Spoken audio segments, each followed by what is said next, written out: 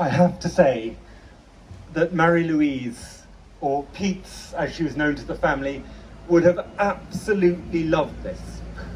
She would have looked out on this gathering, she would have checked to see who hadn't yet arrived, and she would have, with her very clear eye, looked at people's faces and their stance and their way of behaving and decided who to paint next.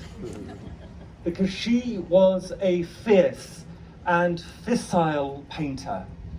She had an unflinching way of being in the world, a curiosity about people and how they were, that made her an extraordinary and sometimes deeply embarrassing person to spend time with. Childhood memories of her include her stopping people in the street to ask if they could borrow a fur coat, stopping someone else to remark upon their way that they were wearing their hat, and dragging people home to this remarkable and beautiful house in order to make friends of them, bring them into her circle, bring them, as Jeremy said, into her salon of friends and companions. Because here in Hampstead, we are also in Hinterbrühl.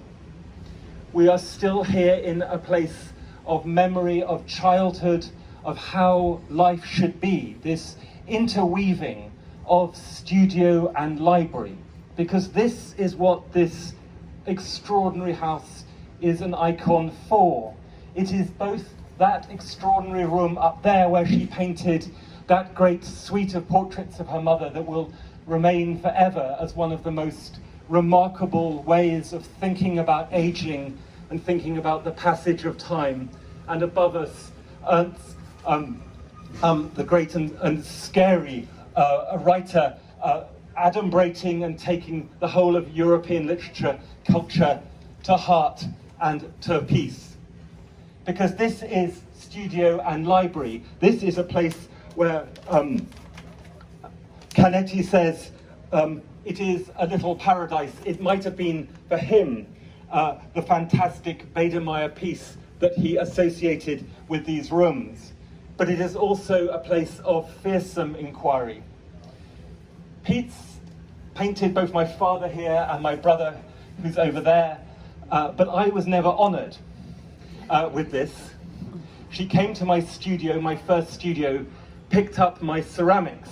This is a woman who lives with Lucy Ree Potts and says in her heavy Austrian accent, "Why so heavy?" She had an ability to cut through to the chase. And this is a special place. It is a place, of course, of exile and refuge. And I think today, as we remember and celebrate her, we have also to remember and celebrate her brother, who died on June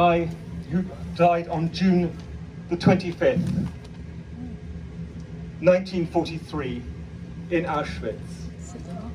And when we see her pictures of him, and we see the way that she kept his memory alive in all the ways that she lived, thought, and connected to the world, I think we know that we are in the presence and remain in the presence of the most remarkable painter.